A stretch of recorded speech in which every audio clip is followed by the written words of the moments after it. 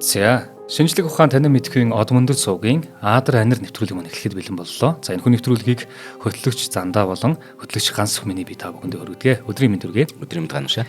За, ингээд энэхүү нэвтрүүлэг та бүхэнд маань яг одоо NTV телевизээр хүрч байгаа. За, мөн Одмондөр суугийн маань 83.3 болон 107 гэсэн хос толгойноор та бүхэнд яг одоо хүрж байгаа гэдгийг дуулгая. Харин энэхүү нэвтрүүлгийн маань ивент тэгчээр бол Улаанбаатар төмөр замын хамт олон маань оролцож байна. Мөн чанартай амьдрын урайтай Морьтон резиденсийн хамт олон маань энэхүү нэвтрүүлгийг ивент тэтгэн хүргэж байна. За баярлалаа. За. Засгийн газрын ордны зүүн талд Бөмбөр ногоон гэх театр байсан шүү дээ. Тий. Тэгсэн 1935 оны нэг өвлийн нэг өдөр тэр театрын жижигхэн тасалгаанд 10-аад хүн хин нэг хүлээгээс сууж. 35 онд одоогоос 90 жил юм. Гэнэт олны нүд тэр 10-аад хүн өөдрөв чиглээд бүгдээр ингэ нэг баясгалан тодруулж байгаа юм л да. Нөгөө тэр хүн хүлээж сүүн ирсэн болохоор. Тэгсэн хуучир хөгжим барьчихсан. Дугуй ингэ нэг минжин малгайтай. Тэгээ торгон дээлтэй, дунд зэргийн нуруутай. Нэх гоё дэгжин дугуй шилтэй. Маш гоёмсог хүн орж ирээд өрөөндөөсөн тэгсэн бүх хүн босож мэдлж чам тэр хүнийг хүндлээд. Тэгсэн нөгөөдөг чинь за би нөхдөгөө чилээлэгч хөгдөө гэд. Тэгээ элдгээр өгүүлээд сугларсан олны дунд яг голын ширээнд нь очиж сууж. Тэр дэгжин хүн бол их зохиолч буян нэмэхгүй. Хүлээж исэн хүн бас. Уран зохиолын бүлгэм эхлэх гэж байгаа нэг юм л дээ. Одоо уран зохиолын дугуулыг эхлэх гэдэг шүү дээ. Тухайн үед өрөөндөөс 10-аад хүний дунд их зохиолч Сингэ, Цэндочир, урлагийн гавьяа зүтгэлтэн Зандраа, Яруу найраг Чимэд гэд тэд нар дөнгөж 18 стэл залуучд байгаа. Энэ бол ер нь 1929 онд уран зохиолын бүлгэм гэдэг зүйл нээгдэж энэ их зохиолч буян нэмэх энэ бүлгэмийг удирдан авиас зүтгэлтэй залуучдыг уран зохиолын тэр онол ур чадварт сургаж байгаа нэ. Энэ бүлгэмээс олон сайхан зохиолч төрөн гарсан байдаг ер нь хожим. За тэгэхээр буян нэмэхгүй бол 1902 онд төрсөн юм. 1902 он. Тэгэхээр одоогийн Дундгой аймгийн Дэлгэр хангай сумын Борх шууны буус гэдэг газар их Думаагийнхан яг ууган хүү болон мэдлсэн байна л да. Эцэг сонон балжир нь болохоор хөөрхий нөгөө амьдрал тустай байсан учраас тэгэхээр ээж өвөөтэйг л хамт амьдардаг гэж. Гэтэл хөөрхий 5 настай байхад нь ээж нөгөө насан гэцэлсэн. Тэгээ өнчөрч хоцорсон энэ буян нэмхийг тэгэхээр нагц их чимдэнд харж хандчихсэн ч гэсэн их амьдрал ядуу учраас нэгэн хүнд үрчлүүлсэн байгаа. Буян нэмхийг жоохоо өгдөг. Тэр үрчилж авсан хүн ингэж тэр хүн бол Монголын үндэсний тусгаар тогтнолын төлөө тэмцэгч Манжийн дарлаас Монголыг чөлөөлөх тэмцэлд бүр зэвсэг барин тэмцсэн цэргийн жанжин. Богд хаант Монгол бас байгуулагдсны дараа ховдыг чөлөөлөх байлдаан болон дундад иргэн улсын тэр төрөмгийн эсрэг хийсэн 5 замын байлдаан цэргийн тэрийг удирдан оролцож бүр онц гавьяа байгуулсан авиаслаг цэргийн командлагч инх билгийн тогтох буюу тогтохгүй тий. Тэгэхээр тогтох тайж тэр үедээ их соёлтой баян чинэлэг айл байсан учраас гэрийн багш нарыг өөрөн авчирч нөгөө хүүхдүүдтэй гэрээр ном залгадаг ба. Тэгэхээр буян нэмэх бол баг учраас гэрийн багшаар Монгол, Манж, Хятад хэлийг заалгасан их босралтай хүүхд одоо өсөж томорч байгаа гэсэн үг. Тийм байна тий. Тогтох тайжийнхан бүр өөрөөсөө энэ ч их мундаг хүн байхгүй тогтох тайж бол бүр бахархаад ханшгүй. Тэгээд орой болго ингээд үлгэр төөлч нарыг ингээд гэртээ цуглуулж нөгөө төөлч нараараа тэр явган үлгэр яриулан хуучир хөгжмийн гიშгэн төөл хайлдаг байсан болохоор залуу хөө буян нэмэх яг түүнийг сурсан нь мэдээж хожим өөрийнхөө битсэн шүлгүүдийг хуучир хөгжмөд аялгуулан хилд сурахад сурдаг тэр суурь нь яг ингээ багасаа тавигдсан ба. Өөрөө шүлэг сайхан зохион тэрийг хуучир хөгжмөөр гоё ингээд хайлна. Эн чинь бүр нөгөө гэрийн багш гэдэг чинь Монголын сонгодог боловсрол тий. Одоо мэдээж нөгөө язгууртан айлууд ч гэдэг юм ингээд яг гэртээ хүүхдэн тусгайлан яг тэр түүхийг нь хэлхийг нь тэгэл одоо бичгийг нь тэг юу гэдгийг бүгдийг суулгаж өгдөг. Бүгдийг сурна шүү дээ. Амар тий энэ бол тэгэхээр буян нэмэх үнэхээр тэгж багасаа тодорсон. 16 настайдаа нийслэл хүрээнд бага сургуульд ороод 2 жил Манж, Орос, Хятад хэл эзэмшсэн ба. Тэгээ төрөлхийн тийм авиастай сэргэлэн хөвд цаашдын эрдэм ном сурахын үүд хаалгыг тэгэхээр бүр ингээ багасаа нээсэн гэсэн үг. Тэгэхээр үндэсний тусгаар тогтнолын тэмцэлд одоо яг бүр оролцож байсан тэр өргөж авсан аав нь ингээ бүр яг тэмцэж ялтай болоод 1911 онд ирэхэд тэгэхээр буян нэмэх ердөө 8 настай байсан гэсэн үг. Тэр багасаа бүгдийг харж ирсэн те. Өөрөө нийслэл хүрээнд амьдарч ирсэн. Тийм болохоор тухайн үеийн нийгмийн амьдралын тэр гүнзгий зөрчил, харь гүрний дарлал Монголын арт түмний үндэсний тусгаар тогтнолын төлөө тэмцсэн тэмцлийг өөрийн биеэр багасаа мэдэрсэн гэсэн үг. Тийм байна. Тэгэхээр нийгэмд болж тэр үйл явдлыг нөгөө ухаарч эхэлж байсан залуу хүү буй нэмэгдэхээр эх орон ард түмнийхээ эрх чөлөө, жарлан амьдралын төлөө тэр тэмцэлд багаасаа аавыгаа даган өргөж авсан аавыгаа даган сэтгэл шулууд нь чин сэтгэлээс оролцож эхэлсэн ба. Ингээд 1920 онд 18 настай Хягтад очиж өөрөө хувьсгалчтай болцож. Одоо нэгэнт аав нь юм тэмцэгч хүн байсан. Тэрийг одоо энэ хувь тавиланг өөрөө хаашаа зайлахгүй шүү дээ. Энэ сайхан тий. Яг бэмбэр эн чинь гойг та тэнд байгаа шүү дээ. Насны үед ч оролцсон байж тий. Тийм бэ. Тэгээд Хягтад очиж юм л нөгөө хувьсгалч тэнд байгаа шүү дээ. Тэдний идэвхтэй гишүүн болохныг Данзан гэдэг лам байгаа юм л да. Гэтэ маань нөгөө Данзан биш шүү. Данзан гэдэг ламтай танилцаад түүнээр дамжуулаад чой болсон бодоо яг нөгөө Данзан эдэрт уулзч. Анхны долоод. Ингээд 1921 оны 2 дугаар сарын 27-нд намд өөрөө батлан дагч шууд гишүүнээр хэлж. Тэгээ буй нэмэх намд илсэн дурсамж нь байт. Их гоё. Өөрөх нь тийм өчүүхэн тэмдэглэл гэдэг нэртэй үйлдэлдэг байхгүй. Тэрэндээ ингэж үтсэн байт. Одоо их тэр намд илсээ тэд нартай танилцсан тухай байгаа шүү дээ. Олон Монгол цэрэг, ард, янз бүрийн хүмүүс дамп дугар гэдэг бүрээдийн хашаанд бужигнж байгаа. Тэгээ энэ тэнд шатсан, шатаагүй, химхэрхий бүтэн эд бараа авдар сав аваас нь зөндөө бөгөөд заримаас нь бүр хиншүү гарна. Миний би ийш тийш харж явтал харин нэгэн таних хүн тааралдлаа. Өөр хүнч бус. Урд намайг намд илсүүлэх гэж байсан нөгөө утасны хорооны нөхөр дамд орж байна. За, нөхөр чи ирсэн маш сайн байна. Тэр урдах хөх цонхтой байшинд ороод бодоотоо уулзгээд. Тэгээд ихэд яарад яваад гисэн гэж. Түүний заасан хөх цонхтой байшинд орвол нэгэн шар лам модон тамга сэлээ сууж байна. Би нилээ дуугаж зогсоод бодоо гихч хүн энд байна уу гэлээ. Тэр хүн нилээд илдэг зантаа бөгөөд байна. Би байна. Чиний нэр хэм бэ? Хаанаас ирвэ гэж асуув. Би нэрээ хэлээд дамт орж тань дээр очгсон тул би ирлээ гэв.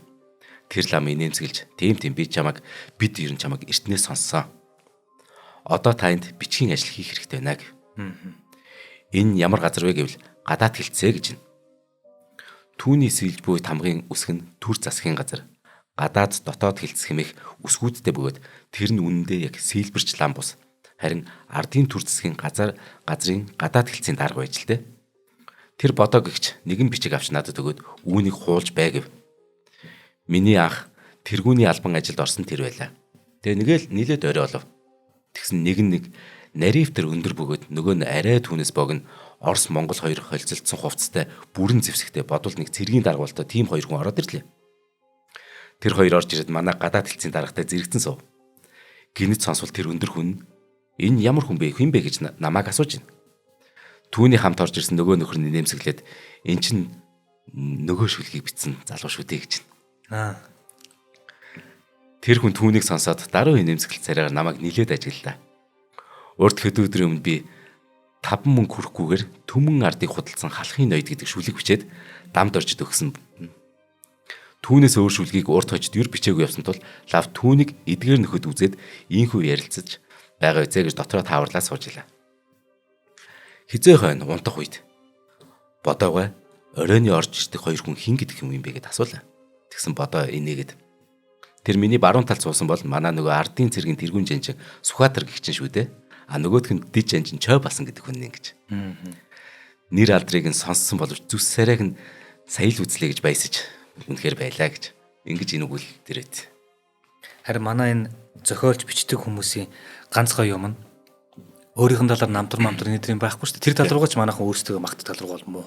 А гэхдээ бид нар яг ухаад сайн бүтээл дундаас нь хайх юм бол бүр ингэж гүндээ, өгүүлэгтэй эсвэл үйл явдлаа бүх юмаа ингэж бичээд үлдээсэн байдаг нь бүр гоё тийм. Амар гоё ингэж унших тусам амт яг нүднээгээд яг бүх юмаа ойлгоод нүдэнд харагдлаа. Өмсөн зүүснийг нь тэр хашаа хороог нь тэгсэн мөртлөө түүхийн маш чухал юмыг өгүүлж байгаа шүү дээ бол. Тэгтээ зүгээр нэг өдрийн тэмдэг шиг нэх гоё бичдэг. Одоо ингэ төдүүгэн талаар ухаад үзэхлээр олдохгүй, хайгаад болохгүй, өчнөн юм хийсэн бүтээсний магтаад дуулгас яг өөрийнх нь амьдрал нь байхгүй. Гэтэл тэр болгоныгоо жижигхэн юм өгүүл юм бичээд үлдээсэн байна. Тийм. Йоо тэрийг нь уншихаар бүр амар хайр хөдлөө. Одоо бол яг тэгж шүү дээ. Ингээд цаа чин мэдээж одоо яг бичгийн хүнээр орж байгаа шүү дээ. Энэ намд те. Тэгэхээр түүний шүлгүүд нь намын суртал ухуулгын чухал зэвсэг болж хувирч. Яг л ийм авьяас бэлэг, ийм өндөр босролтон залуухан 18 настай. Тэ. Тэгэхээр 21 оны хувьсгалд бүгд бэлдэж байна. Энд чинь зэвсэг хэрэгтэй. Үзэл суртлын зэвсэг хэрэгтэй. За тэгээд түүний тийм ардын намын тухай анхны шүлэглэл, түмэнд тунхаглан зарлах бичиг, чигч чударгыг шүүмжилсэн шүлэглэлийн оршил, 5 мөнгө хүрэхгүйгээр түмэн ардыг худалсан халахын ноёд, өчүүхэн дурсамж зэрэг ингээд шүлэг зохиолуудыг тэгэхээр 20 хүрээгүй байхдаа биччихэ. Ах тийм дамжин сүрэнгээ бүр дурсан байдэ. Уул нь буй нэмэхгүй нэг шоргоолжийн твд зугаацсан гэдэг нэг гой шүлэг бичсэн байдаг. Даанч үргэлдэж алга болсон даа гэд. Тэгээ нэр нь гоёж шоргоолжийн твд зугаацсан гэд. Тийм ээ те. Их гой шүлэг байсан гэж. Ийм байдлаар гээгцэн хид болохыг одоо хинч мэдэхгүй гэж байна шүү дээ. Үр хөвгтөнч мэдэхгүй юм. Тэгэхээр буй нэмэхгүй бол те их орон ард түмэндээ ач холбогдол буй нэг ч үйл явдал яаж дуугаа өнгөрч чаддгүй тийм хүн болж хүмүүцсэн юм л да. Аавыгаа дуурайгач юм тийм байна. Намд хэлснээс нэх худалгүйгээр 21 онд 3 сард Ирхүү хотс дахь Коминтерны дорнод хилцийн нарийн бичиг нарын газар тав гэд газар байгаа байхгүй. Коминтерны дорнод хилцийн нарийн бичгийн дарга нарын газрын Монголын төлөөлөгчөөр томилогч. Хөө. Тэнд 8 сар ажилласан. Тэгтээ нөгөө Монголын үнэн сонины дугааруудыг гаргахад гар бие оролцсон баг. Тэгэхээр одоогийн төсөөлд 19 настай залуу Монгол улсаа төлөөлж нарийн бичгийн дарга ажил хийж байна гэж төсөөлөхөд үнэхээр бэрхээ баз. Тий. Тэн чинь нөгөө яг нэг төр нэг юм байгуулад те яах вэ ийх вэ гэж явах үе дээр Монголыг төлөөлж явж исэн ба шүү дээ. Тий. Жохон хөвгт. Ингээд цаа чин Ирхүүгээс эргэж ирээд хувьсгал залуучуудын эвлэлийн анх дугаар их хурлаар тэргүүлэгчээр сонгогч. Ингээд 1922 онд Москва хотод болсон бүх дэлхийн эв хамт залуучуудын интернационал 2 дугаар их хуралд оролцсон. Тэгтээ Ленинтэй болцсон. Ленинг сандал дээр суусан гэдэг. Хөөх. Энэ тухай бүр гайхамшигт учрыг найрлуулдаг. Тэрэн дээр их тодорхой бичсэн байт. Одоо Монголын хувьсгал залуучуудын эвлэлийн анхны дарга гэж явдаг шүү дээ нүн чинь тий. За хоёул хамтарч танилцуулах уу? За тэг. Догдлоод байна. Наач цаашаага юу болох гээд байна. Би гэхдээ спойн нэмэх гэж мэддэг байсан болохоос шүү дээ. Гэтэ аль хэдийн тустай байсан аваараа хүртэл оглол явж исэн байж тээ. Тийм тийм. Тийм байна. Одоо тогтохгүйний өргөж авсан хүүхдүүдийг сая л мэдлээ шүү дээ. Харин. За айгүй гоё юм сэтгэл хөдлөөд байна. Тэгээд сэтгэл хөдлөсөн чинь хамтран ажиллах чинь ингэж ярмаас гачлаа. Та нөгөө одоо нөгөө өвөөгийнх нь баруун хараад байдаг байсан гэдэг шүү дээ. Тэр шиг тийм богоноор явдаг байсан уу? Богон цуудаг байсан уу? Дандаа галт тэргээр юм. Тийм тий. Галт тэргээр явах бүр хамгийн гоё. Галт тэргээр явах нь их гоё. Тэгээд галт тэрний буудлын дээр очиод өвөөгийн хойд ингэр дээр ингээ харагдаж шít. Тэгээд тэр чемдана манай ээж бол тэгэж штэ. Тэр үчи аюулгүй маш аюулгүй байсан учраас игч бүтэрийг багахад би 4 настай 5 настай игч нэг 6 7 настай багт бид хоёрт нэг том чимдаа өгөөл явуулна штэ. Тэ. Тэг 100 боллоо. Тэгэл өвөөх шүү штэ. Нөгөө талаас манай Эрдэнтээс 4 5 хүүхдүүд ирнэ. Улаанбаатараас 2 3 хүүхд. Ингээд өвөөг илэн цөвгөөмөө хоёр бид нар ч ястаа сайхан ингээд тоглодог гэсэн юм. Йоо тэр хөгшчүүд дээр тэгж олуулаа байж дуу чимээтэй гэдэг амар гоё те. Яг тийм өвөөмөө чинь бидний бүр санцсан байгаа юм чинь. Нөгөө бүтэн жил. Тэгэл 100 бид нар чинь тэнд хараагал дээр сайхан. Тэгэл хараагал дээр байхад яг хажуугаар ингээд галт тэрэг их өнгөрнө. Тэгээд нөгөө өвөөгийн хашаан дээр би ч одоо нөгөө сургууль чараг хүүхд. Тэгээ нөгөө тоолно гэж их гоё штэ. Дөнгөс сурж болгоо 1 2 гэл. Тэгээ нөгөө галт тэрэгний цуваг тоолох нь хамгийн гоё гэдэг. Тийм те. Тэнгүүд яг рекорд нэг 63 урьжсэн. Хамгийн урттай 63-ыг чирж явсан гэсэн үг шүү дээ. Харин төмөр замтай холбоотой гэдэг болохоор амар гой дурсамжтай байдаг юм аа. Манай эмээ чинь бас бага ангийн багш. Тэгээ би эмээг бодоод байгаа байхгүй. Би эмээгээ байхад нь бол сайн яриулт мэрэлж авч чадаагүй л дээ. Тэгсэн манай эмээ чинь нэг 40 50-аад оны хүн юм уу та. Тэгээ манай аав чинь нэг 70-аад оны хүн гэхэр чи аавыг гаргахад эмээ чинь 20 эдтэй байсан. Аав чинь дээрээс 2 дахь гэхээр эмээ нэг яг нэг багшийн дээд сургууль төгсөөл тэгэл тийшээ сэлэнг рүү хуваалгдсан байгаа байхгүй. Тэгээ уул нь болохоор хамаатууд нь болохоор завханд байдаг гарлна. Гэсэнээс нэг ихчдүү өмнөдөр нь өдөр хотод байдаг. Тэгээд эмээ болохоор хаа байсан тэнд хуваалгдсан. Тэгээд тэндээ аж төрөл амьдрал байж байгаа шүү дээ. Яг тэндийнх нь үр удмууд нь бид нар байхгүй. Тэгээ нөгөө эмээгээ дагаад би ч яг эмээтэйг хамт байдаг. Тэгээ эмээгээ дагаад хот явна. Тэгэл эмээтэйгээ хамт богоноор явна. Тий. Хүү тэр чинь нөгөө сууж үзээгөө мүзээгөө байх чи амар гоё богон цуун гэдэг чинь галт тэрэг байгаа. Тэгэл ингээд нөгөө галт тэрэг ирэхийг хүлээгээс зогсож штэ те. Яг явах гал. Тэгэн гот галт тэрэг ирнэ. Тэгээ хүмүүс ингээд ихэд орж мож байгаа нь амар гоё. Тий. Тэгээ дотор нь ороод нэг юм аяг цай аваадаг те. Төмөр зам гэсэн аягтай аяг цай аваадаг те. Гэх мэтчлэн бидний амьдралыг энэ олон тусламжуудыг энэ олон хүмүүсийн хийж бүтээх тэр цаг алдахгүй байх те. Энэ олон тээвэр гэдэг энэ чинь маш том хүмүүсийн хамтын хүчээр босч идэг юм билээ. Маш том хариуцлагын хүчээр гадж л те. Тэр замыг байнга аюулгүй байлгаж байгаа. Тэр олон хүмүүсийн хөлбөмбөр энэ гоё тусламжууд чинь ажил чинь бүтдэг юм байна. Тийм би төмөр замчтаар бүр үнэхээр бахархдаг шүү дээ. Баахын л бахархдаг гэсэн. Тэр өмсөн тэр шар хантаазан те бүр ингээд өнгөн алдаа цайртлаа ингээд наранд байдаг те. Хүнд хөдөлмөр. Тэгээд энэ олон мундаг хүний гар хүч хөдөлмөр энэ болгон чинь цаг алдалгүй байж иж те тэднийг юм аюулгүй тээвэрлэлт юм байна. Маш хариуцлагатай байх хэрэгтэй. Тэгээд заавал тэр хүмүүс явдаг шүү дээ. Тэр зам дээр нь элдв юм байна уугүй юу? Тэгээд энэ Монголын төмөр зам маань ер нь бол одоо манай монголчуудын нийтдээ баг 70 гаруй жил яг энэ цаг нарын хувьд асуудалгүй тээвэрлэлт энэ төрөө юм хийж явсан. Тэгээд анхандаа бол нэг юм хоёр талаараа одоо энэ нөгөө төмөр торон хашлага байлаа шүү дээ. Мэдээж л эн чинь Монголын хээр тал чинь адуу малын дураараа давхдаг тал байсан. Тэнд ингээд тээвэр гэдэг зүйл хэрэг болсон. Тэгээд тэгэн гутал чинь нөгөө төмөр хашлага бариад ихтэлнэ. Тэр маань тэгээ мэдээж нөгөө байгальтайгаа зохицохгүй байх ч юм уу. Ийм байж байгаа сүулдэ одоо энэ төмөр замууд энэ торуудыг бүр авч хайж байгаа шүү дээ. Өргөсийг авч хайж. Өргөсийг авч хайж байгаа тийм. Гэхдээ тор байхгүй бол чинь мал амтаа очих гээд байгаа юм чээс. Ийм хүнлэг үйлсүүдийг хийж яваа. Гол нь энэ дэр байгаа бид нар нэг зүйлийг ойлгох хэрэгтэй. Хэдүүлээ төмөр зам нэг зогсолт хийхэд ард талд нь хичнээн хүний ажил алдагддаг. Ард талд нь хичнээн төрөний төсөв гардаг. Ард талд нь эргүүлээд бид нар нөгөө Монголынхон одоо газар нутгатайгээр төмөр замыг тэр ачаа тээврийг гаргаад цаашаага өөр улс руу хүлээлгэж өгөх хүртэл айгүй том хариуцлага хүлээд юм байна л да. Тэр болгон дээр зогсож байгаа болгон чим одоо маш том өртгүүд явж идэм байна.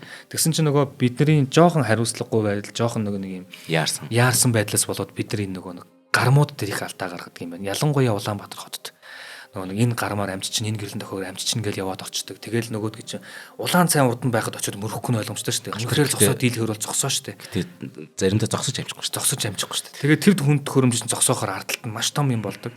Тэгээд байнгын шинэ үе гарч ирдэг учраас энийг өдөр болгон байнгын хүмүүст хэлж явах ёстой байдаг юм байна. Тэгэхээр ер нь төр зогс бүү яар гэдэг нөлөөллийн аян хэрэгжиж байгаа. Улаанбаатар төмөр замын хамт олон маань энийг эхэлсэн цагаас хойш хүн болгондоо урайлал байнгын аянаар хүргээд байгаа. Хорж бооно гэдэг бол нэг асуудал тий. За 5 дахад явахгүй машин чи ихтэй байх юм бол тэр сондоог нь ялгана гэдэг бол энэ шал ондоо асуудал. Энэ бол муухраар шийдэх гэдэг асуудал тий. Гэтэл хэдүүлээ ингийн гэж байнга урайлж урд нь гарч аян хэрэгжүүлж явдаг. Төмөр замын хамт олон энэ хийж байгаа ажлыг манайхан маш сайн ойлгоод дор бүрний хариуцлагатай байя гэж та бүхнээс үсгэсэн юм аа. За баярлалаа. За ингээд буй нэмэхгүй 20 наснда Сандо амбан буюу ойрох цагийн товч түүх гэдэг жүжиг зохиосон ба. За. Тэгээд түүнийг богдын ордон тоглож 23 наснда. 20 наснда. Тий 22 онд. Тэгээд Монголын хаан хатан хоёр тэрийг үзэж ийн гэсэн үг шүү дээ. Тий. Тэгсэн дондогд бол матанд үнэхээр таалагдсан. Тэгээд 50 лам мөнгөөр шагнуулж байгаа юм. Гоё яагаад. Нэр 20 настай жоох хөвгчнээ чинь. Тухайн үед яг тэр нэг ард иргэд бичиг үсгийн боловсрол их муу байсан үе шүү дээ. Тийм болохоор нэг хувьсгалын үйл хэрийг сурчлан таниулахын тулд шийж үзүүлсэн илүү нөгөө төхөмтэй байгаа. Тий. Одоо нөгөө барьж авах хэлбэр нөөцлөгдөж шүү дээ тий. Тэгэхээр нөгөө энэ ойрох цагийн товч түүх буюу энэ Сандо амбан гэдэг одоо энэ жүжиг нь ард олонд хувьсгалын хэргийг таниулахад маш чухал үүрэг гүйцэтгэсэн. Үүнийг буй нэмэхгүй байсан байна. Тэгэхээр үүний дараагаар буй нэмэхгүй Монгол интернационал гэдэг дуу зохиосон. Энэ дуу 1950 он хүртэл Монголын төрийн дуу. Тий, төрийн дуу байсан. Тэгвэл би яг нөгөө дунд нь орхиодсон энэ биш үү? Амар. Тий. 20 настай хөө Монгол улсын төрийн дуулыг үгийн зохиогод 30 жил ихшгэлсэн гэр. Тэгэхээр буй нэмэх Монголын төдийг бүр өвөр Монгол Бурэдийн тэр улс төр хэвлэлийг хөгжүүлэхэд гар бие оролцсон баг бүр. 1924 онд өвөр Монголын намын анх дугаар хурлыг бэлдэж байхгүй. Тэгвэл тэр өвөр Монголын тэр намынх нь төв хорооны тэргүүлэгчээр бүр сонгогдсон байна шүү дээ. Тэгээд дотоод Монголын ардын сэтгүүл гэдэг зүйлийг гаргаад 8 дугаарыг эрхлэн гараад энэ дээр өөрийн бичсэн дуу, шүлэг зохиолоо цэцэн бэлэгт гэдэг нэрээр хэвлүүлдэг байсан ба. Өөр нуус нэрээр. За ингээд 26 онд цааш өвөр Монголоос их орондоо буцаж ирээд Монголын хувьсгал залуучууд дэвлийн төв хороонд сурталын сургагчаар ажиллаж агаад 26 оны сүүлээр Бурэд дүүрэгдэж ажиллаж байгаа. Бурэд дүүрэгдэн очиод багшийн их сургуульд нь ажиллаад тэгээ Бурэд Монголын эрдмийн хүрээлэнгийн гишүүн болоод хэл утга зохиолыг хөгжүүлэхэд их тусалж байсан. Ингээ эрдэм мэдлэгтэй хүнчтэй зөвхөн их орноор хязгаарлагддаг юм шүү дээ. Их орноос хад хайлж шít нөгөө эсхий гэрд тэг нэг Монгол ингээд үндэстнийхаа те өөр Монгол өний Бурэд өн очиж байгаа. Үрийг тарьж шít тэр болгон дээр харин галыг насааж өгч шít бүгд ингээ. Тэгээ Бурэд байхдаа алсыг зорьсон алтан загас гэдэг амар гой зохиол байдаг шít. Тэрийг мөн аюулт байлдааны чимээ багчуудын баясгаланд бичиг зэрэг ингээд хүүхдийн 10 гар өгүүлэг. Тэгээ уран үгсийн чимэг гэдэг сэтгүүлийг бүр ингээд нийтлэн гаргасан байдаг. Тэгсэн судлаач эрдэмтэн Баасан Цэрэнгаа гэж байдаг. Тэр буй нэмэх талаар ингэж хэлсэн мэт. Монголын түүхэндх хөрс зэрэгэлдээ гадаадын улс оронд анхлан урагдж ажилласан монгол хэл уран зохиолыг анхдагч мэргэжлийн нэг гэж үзэх бүрэн боломжтой гэж хэлсэн байна. Тэгэхээр энэ бол гадаадд ажилласан Монголын анхны уран зохиолын тийм яг анхны мэргэжилтэн гэж дүгнсэн байт.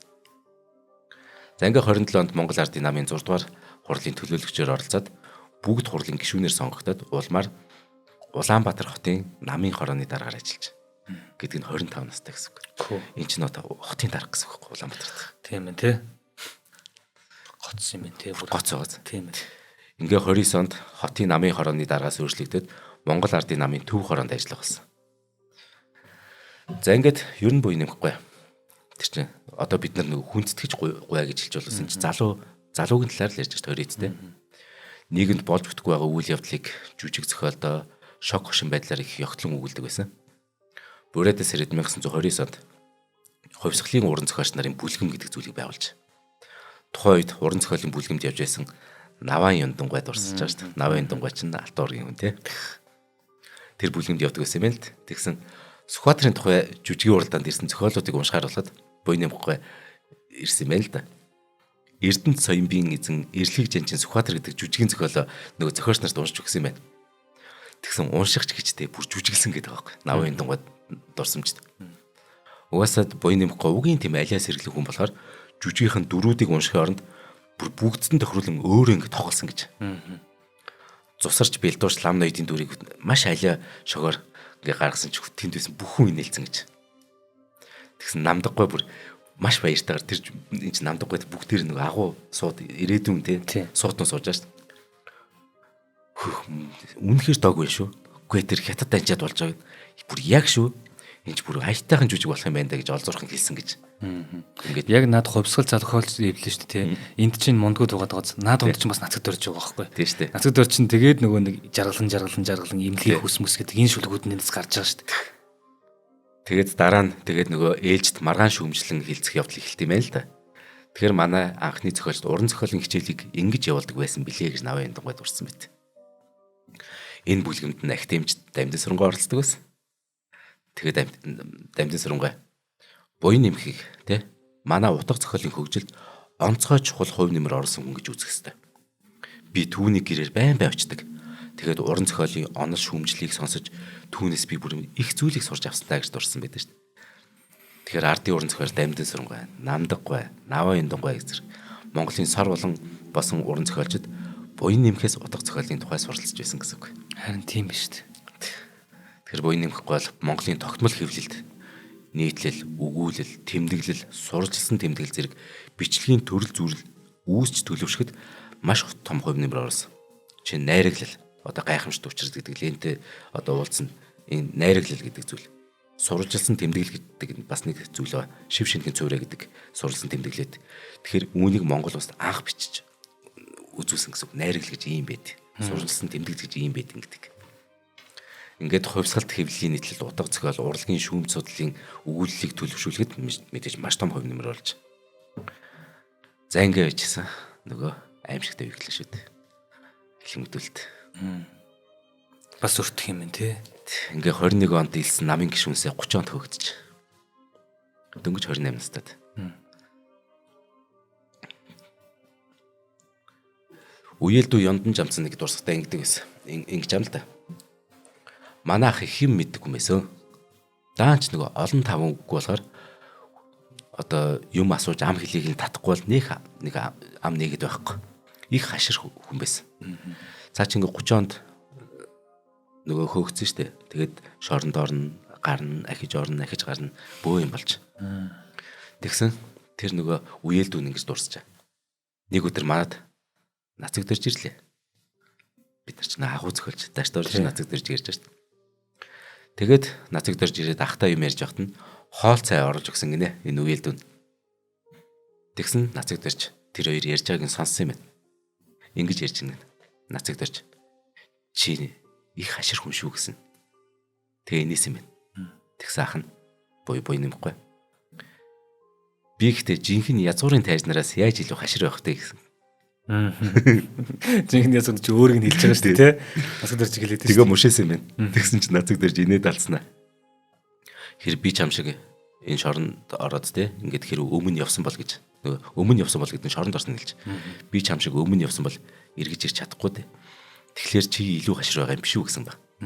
Тэгсэн буй нэмэхгүй. Тэр чи миний сайн нөх шээ. Сайн нөхд юм аа лаач буюу гэсгээд цааш нөгөө яриаг хөгжүүлэх сонирхолгүй байгаа янзтайгаар алив над хоол ундаа идэж уулдаа гэд ингээд нацаг дөрж шаардсан ба. Тэгэхээр тийм л олон тав үггүй нэг дугуурвал нэг товч тодорхой хариулцдаг хүн байсан ба. Тэр буй нэмэхгүй бичсэн шүлэг зохиол тохиомлоо ингэдэг байсан гэж байна шүү дээ. Өөрийн биеэр архивт авчиж өгдөг. Тэгэхээр их нямбан хүмүүс бааз. Их хариуцлагатай. Ингээд архивт өөрийн биеэр энэ миний ингээд бичсэн ном зохиол өгүүлэг яруу найрах шүү гэдэг. Тийм л тэгэхээр хашир хүн байсан гэсэн үг. Хаширын үед тэгэхээр маш хашир байж. Буй нэмэхгүй улс төрийн хэрэгтэй хэлмэгдэж бүр 4 удаа шорон гаалгад татж байсан байна. 30 онд түүнийг болохоор нөгөө данзангийн хэрэг гэдэгт одоо оролцолтуулаад хувьсгалын эсэргүүгээ баривчилсан. Гэтэ яг азар удалгүй судлагдаад тэр хашиж байсан албан тушаалсан бүгдээс нь буулна л д. Ингээд нөгөө зүүнтний ноёрхлын он жилүүч тэр нөгөө зүүнтний нуглаа гэдэг те. Тэр он жилүүцд бүр янз бүрийн хөрхи ажил хийгээл явжсан. Ингэж 32 онд одоо 30 настайдаа Японы тагнуул гэд ахин одоо шоронд орч. Ингээд шоронд 6 сар суусан. Энэ шоронд 32 онд те Японы тагнуул гэд байршлагдаад шоронд орохдоо энэ хугацаанд нацыг дөрж байгаа намдаггүйтэй нэг өрөөндөөс. Тийм байна те. Яг онцсон таарчлаа. Намдаггүй буй нэмхийн талаар ингэж дурсаж байгаа юм л да. Их боловсон тэр шоронд байсан үеийг ярьж шít. Боловсон цэмцгэр олон таван үггүй. Их хянуур тэгсэн хэрнээ их хөрөвчгөн ямагт нийгмийн ажлын төлөө л тийм шаналсан байсан. Биднийг ингээд дуг нойрондоо дугжирч байхад л буй нэмхэл ганцаараа сэрүүн байдгсан. Тэнд бит хоёр 4 сар гар боллоо. Буй нэмхтэй цуг байхдаа би олон зүйлийн талаар ярилцсан. Ирхүү хотод ажилласан, Лентэй уулзахдаа санал дээр нь суусан зэргийг ярьсан ухаан санаанд их тод буудэ. Үндэ тэр өөрийгөө овоолгон тоолох их дургуун байсан гэж дурсан байдаг. Ингээд шоронгоос гараад утга зохиолын ажилдаа шамд орж 33 онд Москвад болсон 22 орон оролцсон Дэлхийн хувьсгал театрын анх дугаар их наадам гэд тэрийг ингээд зохион байгуулахад буй нэмхийн харанхуй засаг гэдэг жүжиг дид байр эзэлж маш өндөр үнэлт авсан гэж. Москва 22 орноос шүү дээ. Үүний дараа 1935 оны 9-р сарын 27-ны өдрийн нэг хурлын шийдвэрээр Монгол улсын үндэсний уран сайхныг анх үүсгэн буй болох явдалд оройлон оролцож явсан төдийгүй одоо хүртэл үндэсний уран зохиол найруулга шийдвэржгийн ажилд онцоор идэвхийлэн оролцож өдий төдий уран сайхны бүтээлүүдийг үйлдэн гүйцэтгэж байгаа тул улсын алдартай гавьяат уран зохиолч гэдэг цолжийг шагнаж 35 онд. Гавьяацал 35 онд үссэн. Тийм байна. 33 он гэхээр 33 настай байхад нэр тий. Тэгэхээр гавьяатыг анх авсан хүмүүсийн нэг. Өө тийм байна тий. Анхны гавьяат байхгүй. Ийхүү буй нэмхийн хичээл зүтгэлийг анзаарч үнсэн тун сайшаалт авна л д. Тэгээ ингээ 35 онд утга зохиолын үүд гэдэг онлын 2 ном бичсэн ба. Утга зохиолын үүд. Энэ Монголын утга зохиолын тэр онлын сэтгэлгээнд маш чухал үр гүйцэтгсэн. Одоо ч энэ бүтээл нь чухал үр гүйцэтгсэн хэвээрээ л ит. Тэгэхээр буй нэмэхгүй бол яруу найрагч үргэлжлэн үгийн жүжигийн зохиолч төдийгүй утга зохиолын онолж шүүмжлэгч байсан гэсэн үг. Залуу авьяаст нарт утга зохиол бичих арга зүйн талаар хичээл зааж сонин хэвлэлд утга зохиолын судалгаа, шинжилгээний олон өгүүлэг нийтлэл одоо бичсэн ба. Тэгээд тэнд ингээд утга зохиолоор одоо явсан хожимын тэр сууднууд мэ тэ. Тэр буй нэмэхгүй энэ он шүүмжлүүдийг уншаад ингэдэм байх, тэгдэм байх гэж суралцсан байх нь шүү дээ. Гарын авлагын бэлдээд өгсөн ба шүү дээ тий. За ингээд 1930-аад он бол үнэхээр их хэлмэгдүүлтэв. Үүгээр Монголын сар болсон сэхэтнүүдэд бид 100-100-аар 1000-1000-аар налцсан. 1937 онд гануш зөндөө ярьсантай олон нэвтрүүлэг дээр адар энер дээр зөвлөлт холбоо цаас 37 онд хідэн төлөөлөгч ирэхдээ хуйлдаа номер 1 гэдэг даруй байршлах 115 хүний нэрсэн жагсаалтанд буй нэмхийн нэр баг. Дахиад. Ингээд түүнийг 9 сард байршлаад маш хатуу байцаалтанд ор 1 сарын турш тарчлаан зовоож 37 оны 10 сарын 25-нд цаазаар авсан. Гэтэ энэ тухайн хоёулаа хамтран ажиллаж яриад үргэлжлүүл энэ аимшигт эсэх баг. За. 37 он гэхэр чин 35 настай багт нэ тий. За, нэвтрүүлгийн маань хамтран ажиллагчаар чанартай амьдрын урайтай Мортин резиденс ажиллаж байгаа. За, Мортин резиденсийн хамт олон маань бол одоо 2025 онд буюу яг одоо ашиглалтанд орох 2 дугаар ээлжийн 252 айлын орон сууцтай захиалга авч байгаа. Тэгэхээр энэ нөгөө нэг эхний блок гэдэг юм эхний нэг одоо хэсэг нь тэгээ нэгдүгээр ээлж нь ингээд ашиглалтанд ороогүй байхдаа зарагдаад дууссан. Тийм захиалганд Захиалганд дууссан. Тэгээд энэ юунаас болсон ингээд угаасаа мэдээж нөгөө барьж компани чинь судалгаагаа явуулна ингээд те. Тэгэнгუთ эн чинь нөгөө байрлал нь болохоор энэ зайсан толгойн яг хажуудалттай Америк сургуулийн хажуудалтай байхгүй. Тэгэхээр нөгөө нэг яагаад ийм маш хурдан борлуулалттай явчих вэ гэдэг өөрсдөө судалгаа хийгээд үзэн шүү дээ. Тэгэнгუთ бид нар нөгөө нэг яг л олон жил барилга байж исэн шигээ те. Өөр газар барьж исэн шигээ энд барьсан чинь тэнд нь тийм чанартай барилга байгаагүй байна гэдэг л шийдэлд үрж байгаа байхгүй. Тийм. Ерөөсөө би бас нөгөө байшаа юу л орон сууц авсан. Чи бас авсан. Тийм. Марат авсан. Хэдүүлээ ганц л юм харсан шүү дээ. Нөгөө барилгын компанийн түүхийг л хардаг. Тий. Тэр чинь нэг юм одоо хүртэл ийм 3 4 жилээр нь хүмүүст барилгын хүлээж өгөөгүй. Тэгээ нөгөө хүмүүс нь хүлээж агаад өнгөрцөн ч гэдэг юм амар асуудал гарч ирж шүү дээ. Тэгэхээр одоо ерөн зүгээр борооны дараах мөө гэдэг шиг зүгээр юм маш олон барилгын компаниуд энэ тэндгүй барилга барьж байгаа. Тэгээд тэр нь буруу зохицуулттай байгаад те зогсоолчгүй. Тэгэл ус мусыг нь шийдээгүй, дулаанаа алхтаж шийдээгүй. Шийдгэж мэдгүй байх. Тий. Тэгээ хүүхдийн тоглоомын талбай малбай бол бүр зарим газар яриад чирэггүй болсон шүү дээ. Ингэтлээ дор ороод байгаа. Маш олон газрууд нэг юм зэрэг яваад байгаа. Гэтэл энэ Мартин Резиденсийг барьсан газар маань болохоор FS Construction баггүй. Тэгээ FS Construction-ыг манайс бид нар юугаар мэдэх вэ гэхээр 10 дугаар хороол дээр FS гэдэг дэлгүүр нь байгаа.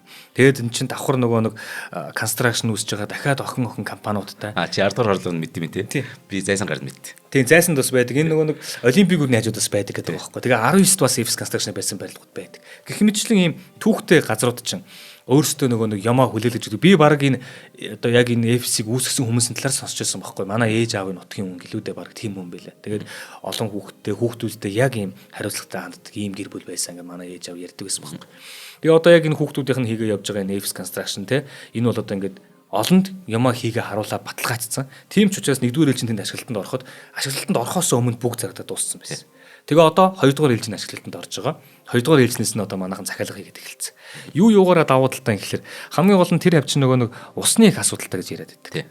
Одоо хүртэл манай зарим нэгэн найз нөхөд маань те халуун усанд орох гэж би баг хагас тонн ус гойж үлдэн штэ. Тэгжи санаас нь халуун ус гарч ирдэг. Тэгээд гэртээ хүн тухта усанд орох гээд тэр оронсоо судалж авсан хүн юм байгаа сте. Гэтэл усанд орохын төлөө ингэж зарлагддаг. Гэх мэтчлэн эргэн тойронд нь байгаа тэр хавийн бүсийн одоо орон сууцуд бол ийм асуудалтай байгаад. Гэтэл яг энэ ус цэвэршүүлэх нэгдсэн систем гэдгийг угаасаа хин нэгний хүлээхгүйгээр төсөл дээр өөрсдөө хийцэн. Тэгэхээр одоо таны бод кранаас гарч байгаа ус чинь шууд цэвэршүүлсэн ус баг гарна л гэсэн үг байхгүй. Тэгээд дээрэс нь одоо нөгөө нэг олон жил хийсэн хүмүүс чинь ингэдэм байна. Яг барилгын компани гэдэг утгаараа хөгжсөн газар чинь. Тагтны тэр хэмжээг тэр метр квадратын борлуулалт оруулдаг. Таны худалдаа авч байгаа дүн чинь 70 метр квадрат гэж тий. Дахиад 3 метр квадрат 4 метр квадрат тагт байлаа гэхэд тэрийг үнийн дүнд чинь оролцуулахгүй. Тий. Энэ айгүй том зүйлээ. Одоо тактик чинь тэдэн хөвд нь бодно гэдэг л дээ. Тэгэхээр бүр тэрийг ч хасаад зүгээр 100% тактик бол давхар өгч байгаа гэсэн үг. За дээрэс нь B1 B2 давхартай айл бүрд хөрөлт хангалттай хөрөлцгөөс авцгасоолтой. Нийтдээ 375 айлд байдаг бол 430 зогсоолыг төлөвлөсөн. За энэ дахиад нэг давхар асуудал шийдэж байгаа. Би одоо ингэдэж шүү дээ. Оройхон тийшээ ингээд 8 өнгөрөд эхлэнгуут л. За одоо ингээд машинтай очихлаар гад асуусал байхгүй дээ. Тэгээ 9 10 болоод очингууд зогсоол болтохгүй. Эргэн тойрноор яваал. Энэ ямар тэртэй байдаг гэж хүн сайхан амьдрах ёстой байгаа сте. Нэргүй амьдрах ёстой байгаа сте. Гэтэл ийм юмнаас болж хүн нэрвддэг. Дээрээс нь айл бүрт одоо нар үзэхэр төлөвлөсөн. Тэгээ дээрээс нь хүүхдийн тоглоомын талбайгаа бол дэлхийн номер 1 энэ дайн улсын алдарт энэ Компан гэд брэндтэй хамтраад тоглоомын талбайгаа хийж байгаа. Хүүхдийнх нь настай тохиолсон. Тэр харсан үнэхээр гоё юм бэл. Тийм. Ингэж юмыг хийдэг юм аа. Юмыг хийж байгаа бол ийм сэтгэлтэй болоод те хариуцлагатай хийдэг юм а гэдгийг баталж байгаа газар бол манай FS Construction хамт олон юм байлээ. За тэгээ Мартин Резиденс төслийн маань 2 дугаар ээлжийн борлуулалт эхэлсэн байна. Энд бол одоо нийтдээ бол 3 блок 12 давхар 375 айлын хотхон юм байна. Тэгэхээр одоо бол 252 айлынх нь 2 дугаар ээлжийн борлуулалт нь эхэлсэн байгаа шүү. Та бүхэн маань сонирхох юм бол борлуулалтын албаных нь утас нь 76 тэгтэг 67 76 тэгтэг 67 9 70 1 9 70 1 70 гэсэн юм дугаараад байна. За хүмүүст Мартин Резиденстэй холбогдорой. Баярлалаа. За баярлалаа. За ингээд нөгөө 37 онд зүйлт болоод усаас тий 115 нэртэй ирсний нэг нь буй нэмэхгүй байсан учраас монголчууд нь яаж чадахгүй л тий хөрхтэй. Энд ч зүгээр азарны хитгэн хүн л зүгээр суллагч чадсан шүү дээ 115-аас. Тэр биш бүгдээрээ цаалуулж байгаа шүү дээ. За ингээд цаазаар ахуулах гээд морин тэргээр явжсэн. Одоо тэр буутах гээд. Тэгэхэд буй нэмэхгүй. Тасралтгүй энэ нам засгийн шудраг бусыг ингээд хийлээл. ийм байх эсвэл энэ чинь буруу яваад байна штэ гэл те ойрлол хашгираал энэ чинь хүн энэ чинь хэцүү штэ өөрийг нь буудах чахт. Тэгсэн чинь барон гэдэг нэг хочтой нэг нь буута зэрэг бүр тэр нөгөө ингээд хашгираад ойрлоод байхаар нь амруу нь таарч ихэд ингээд байрсаар хагаад тэгээд буудаж биш амд нь таарч гэж талцдаг. Тэгж хөрх ямаа алдсан байдаг. 35хан наснда тий. Насан эслэгтэй хүртэл шудраг бусын төлөө ингэж тий үгээ хэлээлсэн гэсэн үг шүү дээ. Энд шудраг биш вэ штэ гэд. Ингээ хэлс хэрэгт хэлмэгдэн амь насаа яг алдж байх үед түүний зохиосон Монгол интернэшнл гэдэг төрийн дуул эх орондоо иргэшгэлж л штэ. 35 наслахтаа зарим хүний 100 жил хийж барахааргүй их олон зүйл хийж үтээсэн байдаг. Их зохиолч буян нэмэх хэлмэгснээс хойш 25 жилийн дараа буюу 1162 оны 11 дугаар сарын 26-ны бүгд найрамдах Монгол ард улсын дээд шүүхийн тэг 17 гэдэг дугаар тогтоолоор ямар ч хэрэгт холбогдлого болгож цаадгсан байдаг. Тэгэхээр буян нэмэх одоо бидний мэддэгтэй та зүгээр 10-аад дуу 100-аа шүлэг, олон 10 өгүүлэлэг, найруул, тэмдэглэл, нийтлэл, хүүхдийн зохиол, 20 гаруй жүжигийн зохиол, утга зохиолын онол, шүүмж, судлалын олон нийтлэл тэгэд ирээдүй хойч бидэнд үлдээсэн. Улсад эсэргүү нэр зүүсэн болохоор түүний бичиж хэвлүүлж байсан ихэнх зохиол бүтээлийг улсаас санаатаар устгасан байдаг. Бүр түүний ямар нэг ингээд царай зүсэнд орсон гэрэл зургуудыг ч гэсэн бүгдийг шатаасан энэ устсан бүтээлд бидэнд мэдэгдээгүй хичнээн сод туйрлууд байсныг бүр тааж мэдхий аргагүй. Энэ хамгийн харамсалтай. Буян нэмхийн гэр бүл үр хүүхдийн мэдээлэл баримт тун баг байдаг. Энэ чинь хамгийн минь устгай хийсэн болохоор. Гэвч буян нэмхийн талаар төв дэлхий хэрэн судлаа шинжилгээ хийдэг нэг ирхэн байгаа. Соёлын гавьяа зүтгэлтэн доктор профессор Цэдүга гэдэг. Энэ Цэдүгад үнэхээр баярлалаа. Түүний одоо энэ судалгааг нь уншиж. Буян нэмхийн нэг зургийг олоод ард нь 4 мөр шүлэг бичээд эхнэр халтархүү дүү цэвэнжав нарын хамтгээд монгол бичгээр бичсэн байгаамд тэр зургийг. Тэгэхээр нэг зураг байгаа. Одоо маа найрлж өгч. Артлт нь 4 мөр шүлэг тэнгуүтэй эхнэр халтархүү дүү цэвэнжав гэд бичсэн. Ингээ монгол бичгээр бичсэн байсан. Тэгэхээр халтархүү гэд эхнэрийн талаар судлаад үзсэн чинь намын шинэ хүчний дээд сургуулийг төгссөн Сэлэнг аймгийн хүн юм лээ. Гол нь сургуулаа төгсөнгүүтээ нутаг яваад эргэж ирээгүй юм шиг байсан. Тэгэхээр буян нэмэхгүй айлаас долоолоо юм л д. Ялангуяа эцгээс. За. Тэгэхээр хамгийн баг дүү нь охин дүү юм байна. Охин хүүхэд юм байна. Энэ баг дүүгийнх нь удмын нэг залуу бүс байдаг. Надтай квиз найзд нэг баг аахгүй. За, дооцоо гэд. Тэгэхээр энэ дооцоо минь энэ буян нэмэхгүй мэдээллийг өгснэг нь бид өнөөдөр ингэ яриа сууж. Хөөх тийм биш тэгэхээр тэр айлын 7 хүүхдийн хамгийн багийнх нь удмын тийм тий. Тэгэхээр дүүгийнх нь удмын тэр дооцоо гэд бүсгүй. Энэ янз бүрийн мэдээлэл өгсөн байхгүй. Энэ байхгүй. Хэдүүлээ үнэхээр хүнд үеийг туулж гарсан үнэ тий.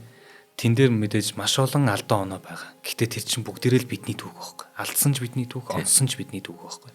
Тэгээ энэ дунд бид нар яг үнэхээр хайрламар, бишрэмээр хүмүүсээ зөндөө алдсан. Тэр долооны маань нэг гэсэн үг шүү дээ. Гэтэ одоо хамгийн хэцүүс. Хамгийн хэцүүж гоё ч юм уу мэдх сэтгэл өвдмөр хэсэг.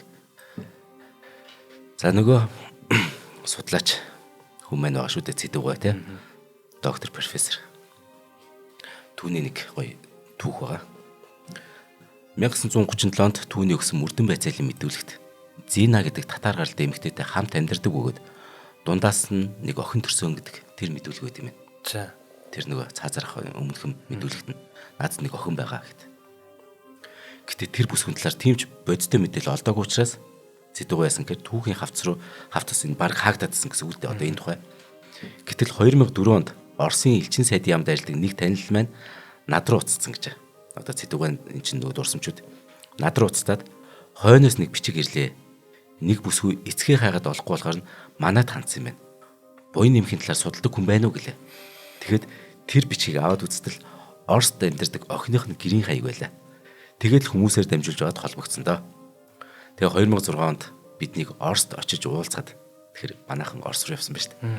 Оросд очиж уулзаад 80 шахсан хөгшин 1929 онд Улаанбаатар хот төрсөн гэдэг төрсний гэрчлэгээ бариад биднийг ухтлаа. Хүүн их хэмж Хуульч мэрэгчлээ учраас аавынхын талаар ээжтэй мэдээлэл олж өгөх гэж их олон жил хөөцөлсөн гэнэ. Тэгэхээр буян нэмхийн охин Гризумова Саряна Ивановна бидэнд өөрийнхөө тухай болон ээжийн талаар бүх намтрыг өгч гэрэл зургуудаасаа татуулж бэлгэлсэн. Бид түүнд Монгол дээл хийлгээд аавынхын зургийг нь аваад очив.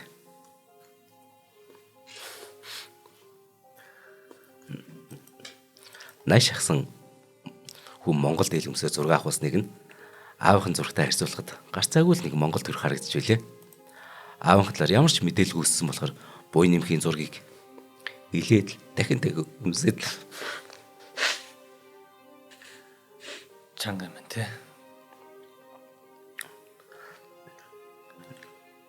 Энэ хэсгийг уншиж яхад л уусаа эвгүй болоц. Ярихад бүрийг болчлоо уучлаа. Тэгэл нөгөө аавынхын зургийг илээл өмсөөлсөн гэж.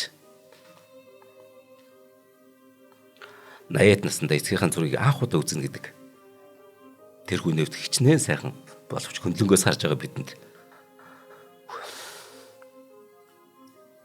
хүний хувь заяа амьдралын тойрог энэ улс төрийн хилэмдүүлэлт хүнийг ямар айхтар юмд хүргэдэг юм дээ гэд сам цаашаа эргэж бүгдээрээ л уйлаад сэтгэл эмтрэх шиг болсон. Судалгаа шинжилгээ хийдэг хүний хувьд би түүнийг Монголын талаар өөрийнхөө сэтгэлийг бичээд өгнө гэдэл тэр 80 төгсөн эмээ те богинохой юм биз. Миний Монгол, миний монголчууд цэцэглэг агуу үндэст монголчуудын талаар дэлхийд даяар мэддэггүй л гэж үзсэн. За нэг ийм л түг байна да. Ээж нь л авч явсан бол таарч чинь тий. Ээж нь нугаал авч явсан баг. Тэгэхгүй энэ үеч бас амар хүнд үйлтэй. Нугаал авч явж байгаа байхгүй. Нууж байгаа шүү дээ. Одоо энэ би бас нэг мөрд орж байгаа талаас залаад байгаа шүү дээ. Тэнгуут л мөрд орж байгааг чинь бас богдхан олон их тагны хоёр өргөж авч байгаа шүү дээ. Хэдэн хүүхдөө сонгож аваад өргөж аваад. Тэгсэн ингээд 23 24 он дараалаад үүд болж байгаа шүү дээ. Тэгсэн хэрнээсээ богдын араас богдыг харлуулах, их тагныг харлуулах ажлууд явж байгаа байхгүй. Тэгсэн нөгөө өргөж авсан хүүхдүүдээ нууж байгаа байхгүй. Яг нуухтай бүгднгийнх нь овгийг солиол энэ тентгүү тарааж байгаа юм чи.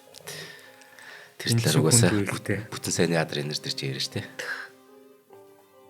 Одоо тэгвэл 80 шахацсан өгшин тэгээд яг өөр хүүхэд нь бол байдаг. Аавынхын зургийг анх удаа харж байна. 80 жилийн дараа аавыг харж штэ. Харахтаа аав нь бол бүр Монголын энэ хүнд үеийн урдаа барьж исэн том сэхэтнүүдийн нэг штэ. Сор хүн те. Тэгээд охин ч гэсэн те. Тийм багтаа аваас ахц ирнэсээ миний Монгол гэж штэ. Тэгэхээр maaхан одоо удахгүй бид нар нөгөө YouTube-ийн плейлистэнтэй уран зохиол, утга зохиол гэдгийг плейлист нэмнэ. Энэ дээр гой шүлгүүдийг маа Цэнгэл баяр маань уушна. Тэр дунд буян нэмэхгүй. Нэх гой дөрвөлрлийн тухай шүлэг байгаа. Тэрийг удахгүй бид нар ингээд Цэнгэл баяраар уншаад оруулах юм тий. Та бүхэн мэн тэгээ сонсоорой. Одоо ингээд нөгөө зохиолч нарыг тэгээд энэ зохиолчд маань бичиг үсгтэй байгаад улсынхаа тэр бүх юмд оролцоо явж байхдаа тэр бодол санаа нь тэр шүлгэн дээр байгаад байгаа байхгүй. Тэр шүлгийг ингээд уншаад те бичсэн мөрийг нь бодоод хөөн гутал тэр хүний үзэл санаа дотор хамт яваад байдаг. Одоо жишээлбэл энэ 18 настай байхдаа тэгсэн гэдэг шүү дээ. 5 зоосно 5 дөрнөөс болоод эх орноо яасан халахын ноёд гэж шүү дээ те. Тэр бол энэ бүр цэл залуу ирнээсээ маш эрүүл тарих байна шүү дээ. Тэгээ юм амар сайн мэдчих. Тэр нөгөө нэг манж гүрэндтэй яагаад энэ нөгөө алтуургийн ноёдууд ингэж дагаар орж байгаа юм шиг очиж мөргөдөг байсан. Яагаад 5 зоосны төлөө эх орноо та нар ингэж мөнгнөөс илүү үнцэнтэй юм худалдсан бэ гэдгийг 18 настай хөлт бичсэн ба шүү дээ. Тий. 5 мөнгө хүрэхгүйгээр түмэн ардыг худалдсан халахын ноёд гэдэг. Тий. Наа чин бүр хэлж байгаа үг мөг нь угаасаа бүр амар тод үнэн. Тийм бац. Амар үг шүү дээ. За бүр амар сэтгэл хөдлөсөн тийм дугаар боллоо шүү. Би буян нэмэхгүй талаар нөгөө зохиолуудын мэдхээс биш яг энэ нэстэн үнэхээр бодож байгаагүй юм байна.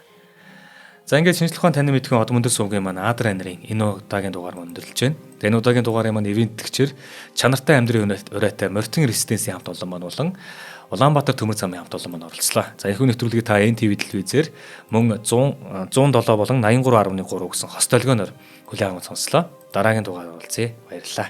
За баярлалаа.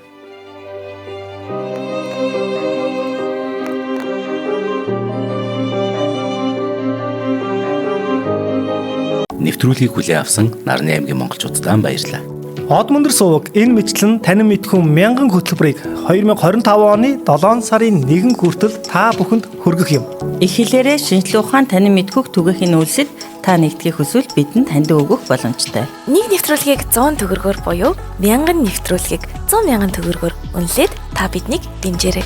Жилдээ ганцхан удаа 100,000 төгрөгөөр дэмжснээр шинжлэх ухаан танин мэдхүг түгээх энэ үйл хэрэг таны оролцоотойгоор амжилттай үргэлжлэх юм а. Зандан хүү миний нэр дээрх голомт банкны данс байгаа. 30 15 15 1942 30 15 15 1942. Та 100,000 төгрөгөөр шилжүүлэхдээ гүйлгээний утга дээр нь өөрийн нэр болон утасны дугаараа заавал бичээрэй. 100,000 төгрөг хандвалснаар од мөндөр сувгийн алтан гишүүн болох юм. Шинжлэх ухаан танин мэдхгүй Монголд ялах болтугай.